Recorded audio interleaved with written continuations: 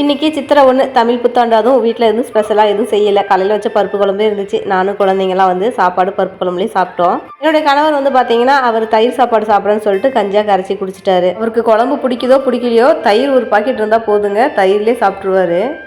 எப்பயுமே தமிழ் புத்தாண்டு அப்படின்னா வடை பாயாசம் இந்த மாதிரி ஏதாவது செய்வோம். இன்றைக்கி வந்து பார்த்திங்கன்னா எதுவும் செய்யலை. குழந்தைங்களும் எதுவும் வேணாட்டாங்க. ஏன்னா அடிக்கடி நம்ம ஸ்வீட் வந்து செஞ்சுட்டே தான் இருக்கோம். அடிக்கடி பலகாரமும் சாப்பிட்டு தான் இருக்கோம். எல்லாருமே கோயிலுக்கு கிளம்பிட்டு இருந்தோம். கோயிலுக்கு போகிற ஆர்வத்தில் குழந்தைங்களாம் எதுவுமே எதிர்பார்க்கலாங்க.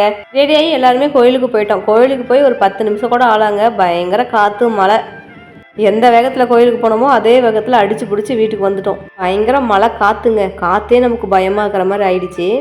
அதுவும் இல்லாமல் நம்ம வீட்டுக்கு முன்னாடி தகர செட்டு போட்டிருக்கோம் இல்லைங்களா, அதில் உழுவுற ஒவ்வொரு துளியும் தலை மேலே உழுவுற மாதிரி பொத்து பொத்துன்னு இடி சவுண்டு வேற.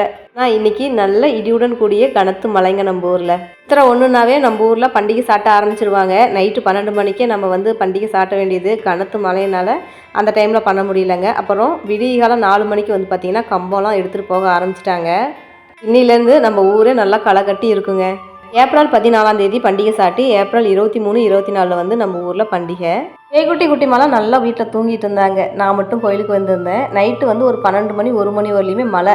அந்த மழையில் கரண்டும் போயிருச்சா, நைட்லாம் சரியாக தூக்கம் இல்லாமல் இருந்தாங்க. அதனால் அவங்கள எழுப்பலை. நல்லபடியாக இன்றைக்கி நம்ம கோவிலில் பூ போட்டு கம்பம் நட்டாச்சுங்க.